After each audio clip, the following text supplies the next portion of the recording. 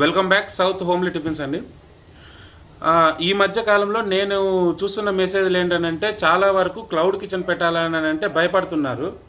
ఎందుకు భయపడుతున్నారు అని అంటే ఆ పక్కన ఎవరైతే మనకు ఫ్రెండ్స్ ఉంటారో లేకపోతే ఇంకా చుట్టాలు కానీ ఇంకా ఎవరైనా ఉంటారో వాళ్ళు ఎవరైతే ఉంటున్నారో వాళ్ళు భయపెడుతున్నారు.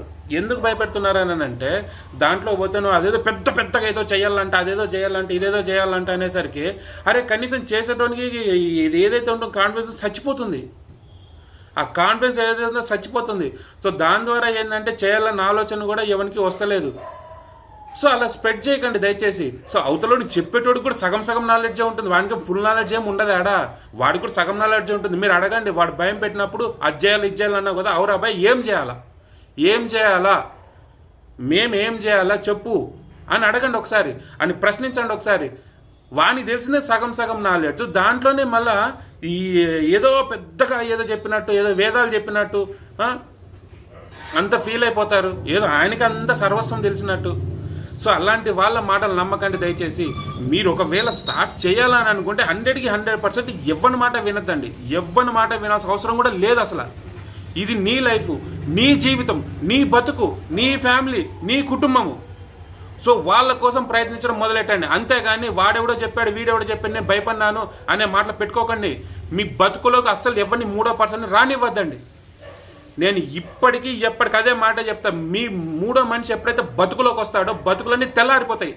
అప్పుడు అంటాడు, ఏమంటాడో తెలుసా, నేను చెప్పాను కదరా నువ్వు దీంట్లో ఏలు పెడితే పోతావని అని అంటాడు. వాడు చెప్పితే పోయినమ్మా మనం ఏమన్నా, మనము రిస్క్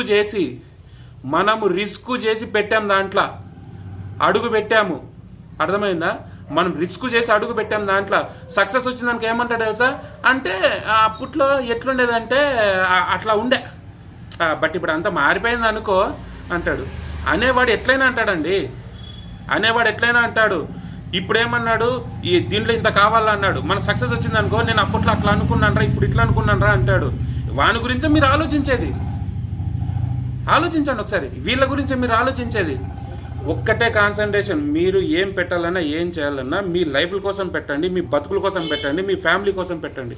వాని కోసం వీని కోసం అసలు ఎవరి మాట వినకండి.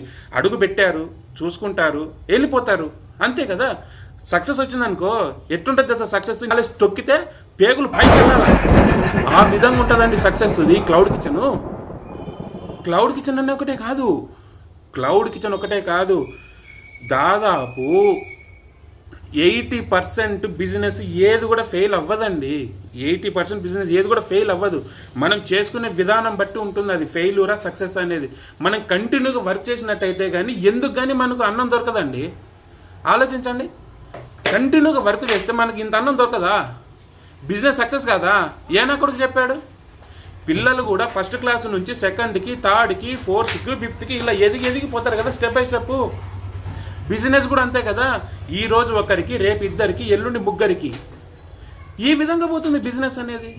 అరే పొయ్యేదారిలో బండి వేసుకొని ఆఫ్ చేసుకొని పెట్టుకునింది మీరు. ఎందువల్ల?